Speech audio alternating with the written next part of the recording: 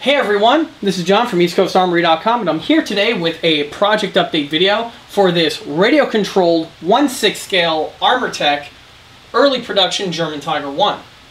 Since the last video update, a lot of progress has been made to the tank's sides, as well as front detailing and functions. Stay tuned, because we're going to be going over all of these additions and modifications in this video. It is at this point of the build now where I can start adding the components in order to secure the top deck to the hull. Now, the way the kit was originally designed is that the top deck is supposed to be permanently bolted to the hull, and this is done via fasteners and these L brackets that we have here. Now, these ones here are from the current Armortek kit, however, the design is basically exactly the same. There are several bent pieces of laser cut steel which get bolted to various locations on the side of the hull. The top deck gets bolted down, and then fasteners are applied.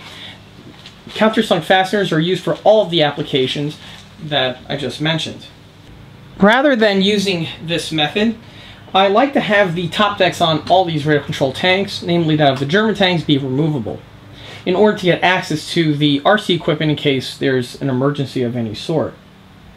The way that I prefer on making the top decks remove is that with magnets. With the use of magnets, you don't have any unsightly fasteners which need to be constantly removed and secured in place, which means less body work, and it also helps the look of the model. For the magnets that I use here, these are your standard cabinet magnets that are found in any hardware store. They are simply bolted to the hull in the correct appropriate height, which the top deck then sits on. As for the amount of magnets that I use on this build, the hull will utilize 5 magnets. There are 2 on reverse sides of each other in the center portion, 2 on the front corners, and 1 larger double magnet which is located in the center.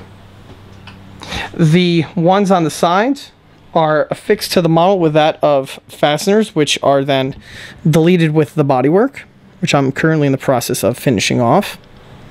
And the magnet in the front is drilled and tapped directly into the armor plate. Now, one handy feature that these older Armortek kits have is that the top deck is made of steel. On the newer versions, they're made out of aluminum alloy. The one advantage about steel is that steel is magnetic, so I don't have to add any of the steel straps that come with these magnets to the bottom of the top deck. It kind of simplifies the production. All I have to do is just mount the magnets in the appropriate locations, and the top deck will do the rest. To fit on the top deck, simply lock into the corresponding locations, and the magnets do an adequate job in holding everything firmly in place. Now, it's also important to point out that the back portion, I didn't use magnets, and instead I used more of the kit traditional idea when using fasteners. The reason for using fasteners back here is because of the fan detailing. I don't want to have the magnets which protrude and can be unsightly. So the fasteners are used in their place. Now, the fasteners will be seen, however, they will not be seen with the naked eye as the grill covers cover them up. So the only way you're going to get to see the fasteners is if the engine grills are in the open position. But again, with this tank having a FIFO system, very rarely will these pieces ever be opened. Like I just mentioned, the deck mounting locations on the rear portions of the hull are not using magnets. Instead, we'll be using fasteners. The kit supplied L braces were not utilized. In their place, new ones were fabricated out of aluminum. The aluminum angle was utilized, and rather than using a nut and a bolt to hold everything together, I went ahead and streamlined it by simply drilling out the 2 holes and tapping them with the tap and die. By tapping them, all you have to do is just bolt on the components with that of the wrench without having to worry about a loose nut, which can be a little problematic in having to remove and bolt on frequently. Plus, it's also one less piece that could drop inside of the model, and you're going to have to go around trying to fish for it or replace it with a new fastener. And here's the front of the hull just before the addition of both the machine gun and the front visor. In order to get the hull ready for these components, some details and other small fittings need to have been added. Starting with the welds, all of the sculpted weld beads have been added along the clashes plates, the front, as well as the sides. We can also notice that on the front portion of the Tiger One's front plate, the weld for the side hull plates are in the following configuration. They are ovular in shape, and on the real Tiger One, you have two little half-moon spacers which are fitted into the section and then are welded in place. The welds are sculpted in a manner to replicate the way it is on the real vehicle. Also, what was needed to have been done was the deletion of the fastener locations, which are found on the Armortek kit, in order to bolt all of the components and the hull panels together. On this version of the Armortek Tiger, you would have had two holes on either side of the front plate, as well as two more fastener locations, which are found on the top front plate, which is found on the nose of the vehicle. The fastener location holes were deleted with my usual bodywork format and then sanded to a nice smooth finish. One thing that wasn't mentioned before with the welds was on the front portion here of the visor. We see that there are two smaller holes which are located on top of the visor. The Tiger One, in addition to having the large armored vision slot, the early production versions also had two backup direct vision periscopes, which would have been in that location there. Shortly after the Tiger One started entering service, it was deemed that these holes here were not really necessary and were also argued to be a shot trap, so they were deleted. The way they were deleted at the factories was they just put a steel plug in place and just welded over with the weld beads.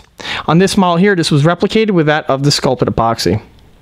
Another important bit of detailing that needed to have been added prior to the other parts is that of the fender hinges.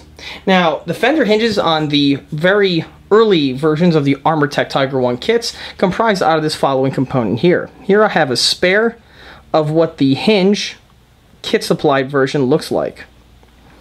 The piece is a strip with the components molded in. They are made in the same white metal alloy which was found on many of the other components. The way they work on the Armortek kit is that on the Armortek kit, this plate here has a substantial slot, which is the same width of this guy here, that is milled into the upper plate. This is a mirror image on both sides. The way the kit's designed is that this piece here simply then just drops into the slot, and with these four pre-tapped holes, with fasteners, you bolt the piece to the plate via the bottom. The system does work, and the ones you see here are the kit supplied and the original units. One thing that needs to be done, though, is that due to the piece being a separate little plate, you will have a seam which will be located where the hull meets the white metal hinge. On this model here, after the pieces were bolted on, the hinge component was then blended in to the plate via bodywork, and as you can see, is a nice seamless appearance. This is a mirror image again on the opposite side. Now, it is important to point out that on the current generations of Armortek Tiger Ones, rather than going with the one hinge casted piece design, they have smaller sheet metal hinges which simply drop into small little slots which are machined into the top plate, as opposed to the one large slot found on the early versions. If you're running into a Armortek on the market and you see this slot here, you'll know instantly whether or not it was a early production kit or one of the subsequent releases from Armortek. Starting with one of the most iconic details which are found on the front portion of the Tiger One is that of the driver's armored visor.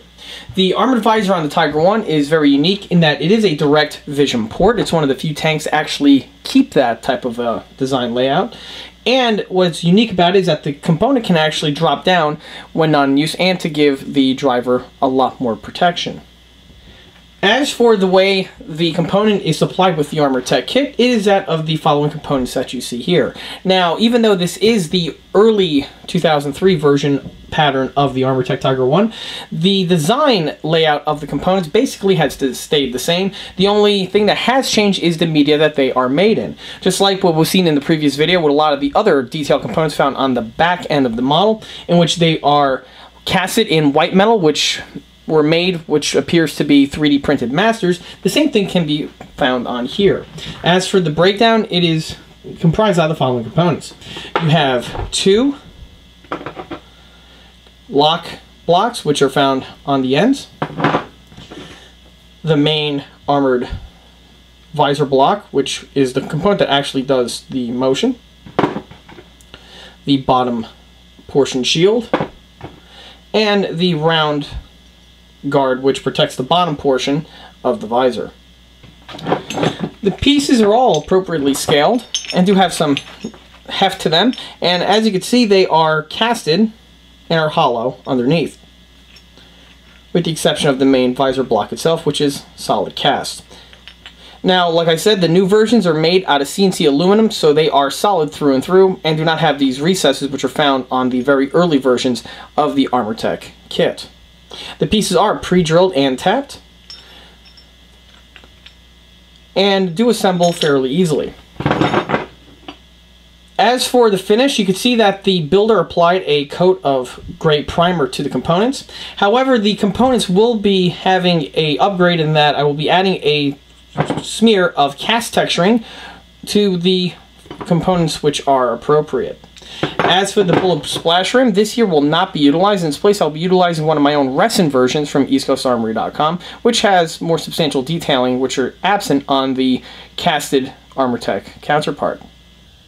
And here's the front visor, now ready for primer and installation. Starting with the most obvious mod that was made was that of the cast texturing. Has been added with the same technique that I use on all of my other builds and parts. Now, the one mod that I made specifically was to the folding visor.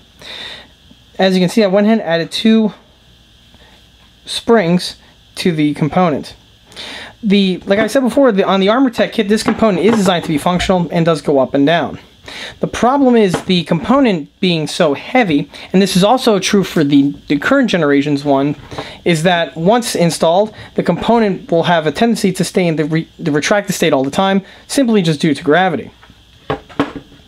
To prevent the piece from slumping down, I went ahead and added these 2 springs that you see here, so that when the component is added, the piece will stay in the open state and can be retracted by hand by simply pressing down on the compression springs. It was a very simple procedure to do. I just drilled 2 small little holes in the corner sections here and inserted the springs.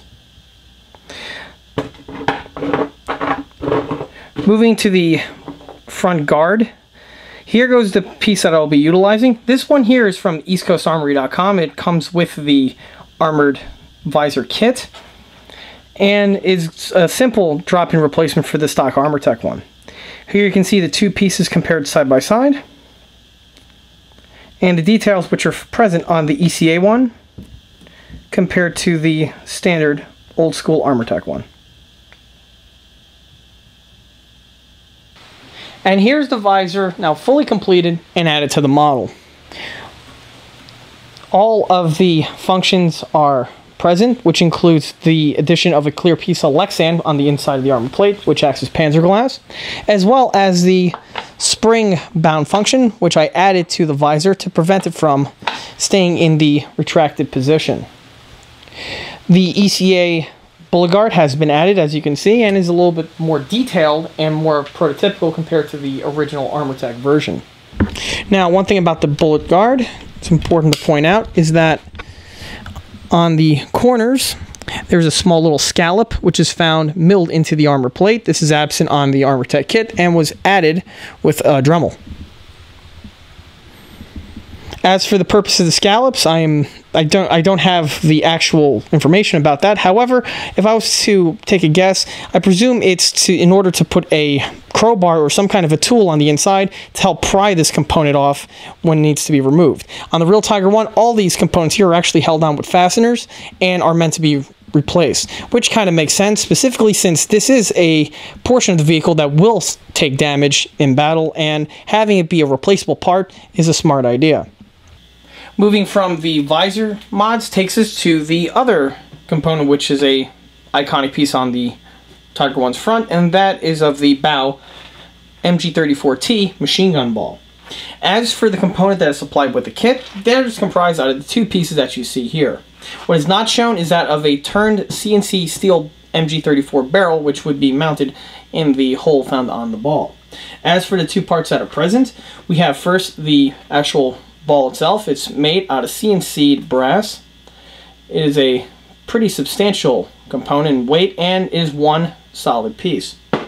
As for the housing is again the 3D printed master component, which was then made in white metal castings. The piece is pre-drilled and tapped and fits onto the tank with not a whole lot of effort. The piece simply the ball pops into the ball and the whole unit is then bolted to the tank. This is another set of components which are very similar in design that is found on the modern version of the Armortek Tigers. However, like I said, the medium also changed in that they're not made out of cast anymore and are now made of CNC'd aluminum. The ball, however, I believe is still the same material. However, I might be mistaken. Now, as for the mount itself, the mount is a very rough appearance type casting, which is found on only these early production versions, and this unit will not be utilized on the build, as the amount of reworking required to get this component to something that's passable is going to be a little bit too much and time consuming. Rather than using the original kit supply component, I'm going to replace it with a resin component from EastCoastArmory.com. The East Coast Armory piece is similar in spec to the Armortek version, however, has a lot more accurate appearance to the profile. The ECA set also fits the Armortek ball for the machine gun. Now, the component is not going to be a simple drop-in installation in that the ECA set is designed to mount onto static Tiger 1s in a little different format compared to the way the Armortek kit is designed. To mount this component into the Tiger, I'm going to have to go ahead and build up this area over here so that it's the same circumference, as this component here is the part that actually plugs into the recess which is machined in the Armortek front armor plate. The rest of the assembly will mimic that of the original Armortek component, so everything will be bolted to the tank with no glues or adhesives being utilized. And here's the machine gun ball now about to be mounted to the vehicle. Here you can see the modifications that have been made to the ECA resin version in order to make it compatible with that of an early version of the Armortek kit. What was done was that layers of PVC were added to the piece, which gives it the same overall diameter as the hole that is machined into the armor plate. On the back portion of the component, I went ahead and marked all of the fastener hole locations, and all of the locations have been tapped so that when the piece gets mounted on, the fasteners just simply get bolted to the piece as it would be on the original Armortek kit. Now, like I said before, here's the main ball itself where the machine gun barrel will emerge. This simply fits into the ECA version, and the whole unit just gets mounted directly to the front armor plate. Now, it's important to note that once the piece is added, there will be no welds which will be added to the surrounding locations, as on the real Tiger 1, the machine gun mount is actually removable and it's held in place via fasteners on the inside of the vehicle, just like the way it is going to be mounted on this model here. And here we have the completed machine gun ball assembly. The ball was the ECA one, which was mentioned in the previous scene. As for on the sides here, we have two small wing nuts, which are connected on pivoting type hinges. The reason for this is that on the early production Tiger 1, there was a tarpaulin that would mount to this section here, which would protect the MG34T barrel when not in use. Another purpose for this system here is for that of the deep water snorkeling capability. Like what was mentioned in a few of my Tiger 1 videos, this version of Tiger 1 was actually capable of doing snorkeling. And when the tank would be fitted for snorkeling, there would be a large cover which would be bolted to this section here, which would make a watertight seal which prevent water from entering inside the vehicle from the machine gun ball. However, most of the time the tarpaulin would be utilized in its place. Once the snorkeling capability was dropped on the Tiger 1 design. The wing nuts that you see here were deleted and are not found on later incarnations of the German Tiger 1. In addition to mounting on all the detail parts that you see here, another addition that was made was that of the function of the ball itself. Just like with most of my other RC 1/6 scale builds, the machine gun is also animated and pivots via servo. The way the system looks like on the inside is as follows. The servo that you see here is mounted directly to the front armor plate of the model and is done with fasteners. I don't use adhesives in mounting on servos to plates like this, as in the past I found adhesives have a tendency to eventually get brittle and pop off, which on a model like this that's fully detailed and enclosed is going to be a chore in trying to repair. Rather than using adhesives, the servo is mounted to the front wall with that of fasteners. 2 small holes were drilled and tapped directly into the plate, ensuring for a nice permanent strong hold. As for the actual animation itself, it is done with a simple push rod. And to facilitate the animation, there is a small strap of brass that has a channel cut into it, and there's a piece of square stock that connects the ball directly to the servo. The square stock is indexed by the slot and prevents it from rotating, which focuses all the force in pivoting the machine gun left and right. Another little bit that was needed was that of a little extension spring. What the extension spring does is that it puts a constant amount of force forward, and so the ball is always on the front end of the unit. If I didn't have this, the ball would have more play and wobble around on the inside, and the spring prevents that from happening as it gives it constant force. The servo itself is going to be patched into the tank's electrical circuitry and will piggyback either off of the turret rotation or the gun elevation, whichever I deem fit when the time comes, so that when you turn the turret or elevate the gun, the machine gun will also pivot left and right. And here are the front fenders just prior to their assembly and in their complete stock configuration. Now, this is one portion of the build which basically has stayed the same throughout all of the other Armortek releases of the Tiger 1 throughout the years. They all follow basically the same format. You have components made from laser cut sheet steel, which are pre-bent and formed to shape. These would be the panels for the front fenders, as well as the side lift panels, which are found on the side portions of the leading edge of the Tiger 1's fenders. Also included are some brass hinge work, and you have 4 sets, enough to complete the entire fender work supplied with the kit. Now, the fenders, like I said, are pre-bent. You have the hinge mechanism, as well as the leading lip, which is found embossed into the sheet metal. Overall, the fenders themselves are not too bad, and on this build will be kept and reworked to improve their detailing. And here are the front fenders, now fully completed and fully detailed. In this condition now, the fenders are ready for installation to the model. As for the components, they are all assembled with the kit supplied parts, however, have had a few alterations made to them in order to kick them up to the next notch. The fenders have both the exterior as well as their interior detailing that is present. All of the interior and exterior detailing that you see here is all fabricated out of metal, and no plastics or resins were used for the detailing that you see here.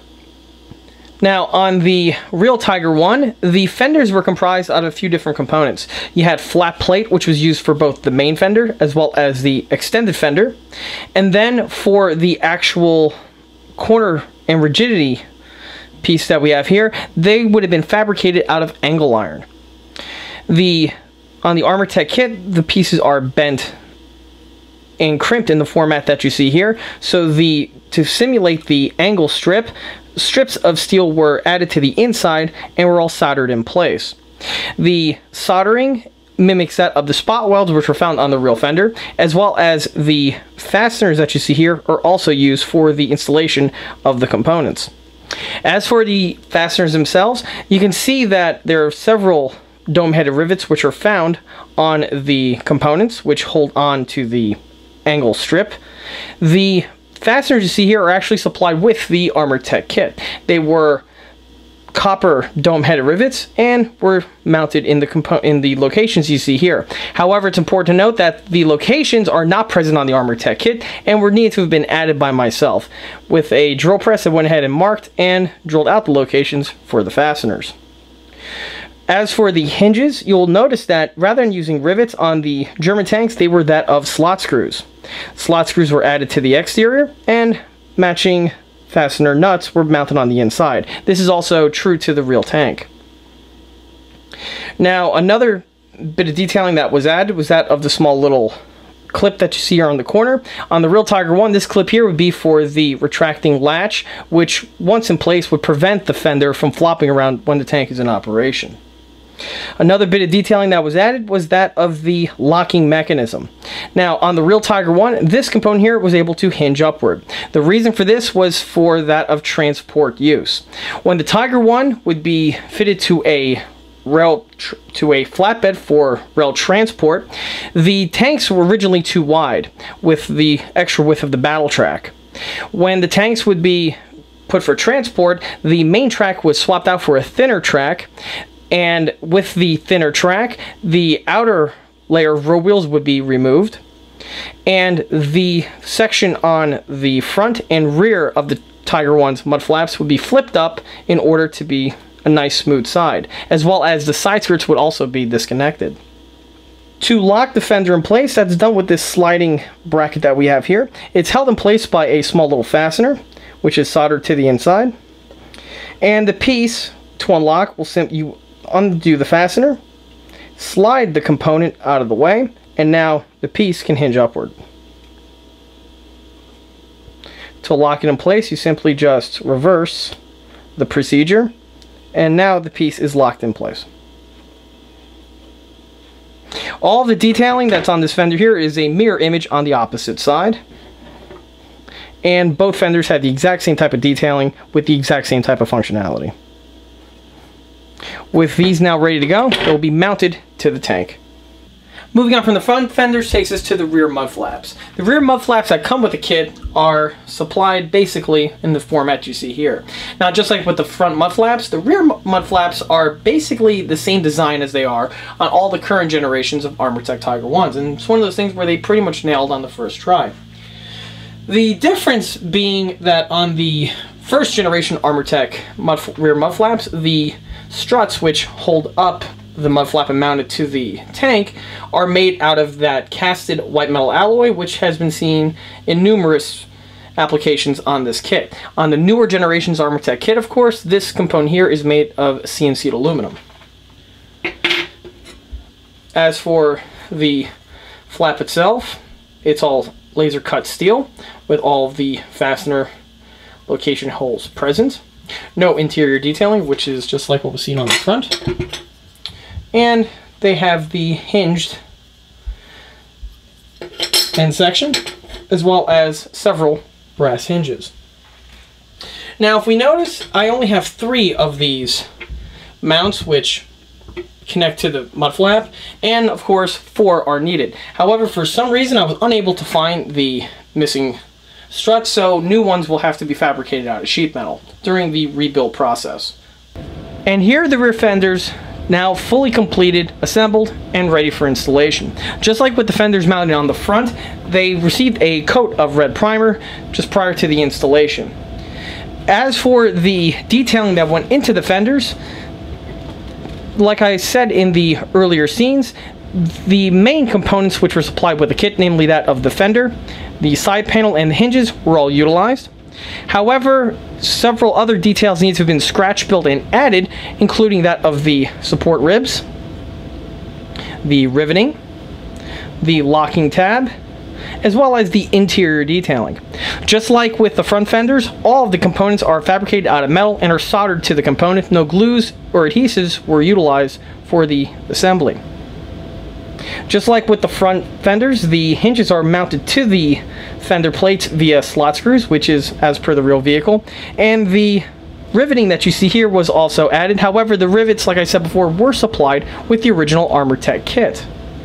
However, just like with the side panel on the front fenders, the locations were not present and needed to have been added by myself. As for the interior, just like with the front fender, the hinge does function and flips up for the same reason that I mentioned earlier. And all of the angle strip detailing was fabricated on this piece here, just like they were added on the front. The lock mechanism is very similar to the one on the front on the real Tiger 1. This, when locking the tab in place, you simply loosen this fastener, slide this component all the way to the end and lock it, and this would prevent the piece from flopping open. To open it, you simply loosen the fastener, slide this plate all the way to the end of the fender, and now the piece can pivot upward. Now, one deviation I had to make from the stock Armortek was that of the support ribs for the fender. The support ribs, like we're seeing in the earlier scene, were a lot thicker and chunkier compared to these ones here, and the reason why I had to deviate from them was that I was missing one of the ribs. Rather than trying to fabricate a new one out of resin, which is not a good idea, namely for the location these are located at, I went ahead and fabricated new ones out of thin sheet metal, which are more to scale and are soldered onto the piece, which means they're a lot more robust compared to using adhesives. Now, because of the mounting holes, which are found on the original fender, there's 4 present, the locations need to have been filled in and deleted. This was done with solder. I simply soldered the hole shut and then polished and buffed away the hole locations, leaving for a seamless look that you have here. Another change that I made to the rear fenders was that of the hinge tube. Now, this is one portion of the fender which is not technically correct to the real tank, in that the hinge here is really more of an implied detailing. This is because I went ahead on this build and retained the Armortek hinge mechanism. The Armortek hinge mechanism has 2 large brass pivot sections and then a steel rod that runs across the top. On the Armortek kit, there's a large length of steel rod which enters into the brass, and then the way it's locked to the fender was that of this kit supplied fender mounts. There's a hinge location found on each of those, which facilitates the mounting and pivoting of the piece. However, it's important to point out that on the real Tiger 1, the hinge was several little sections which were then welded to the tank. Rather than trying to replicate the hinge in full detail and function, I went ahead and simply just modified visually the component so it has the hinge detailing present, however still functions with that of the original Armortek set. The reason for that is that the Armortek set, even though it's not technically very accurate, it makes up for sheer strength. And for this component here, which is definitely in a high risk location of getting hit by debris that can be brought up by the track, strength is absolutely pivotal, and so I went ahead and kept the Armortek system. As for this system here, like I said before, it's fabricated out of a brass tube that has the hinge lines added to the component, and then the whole piece is then soldered directly to the metal. This gives the best of both worlds, is that it visually has the detailing which was absent on the stock Armortek kit, but also has the sheer strength that the Armortek kit still offers.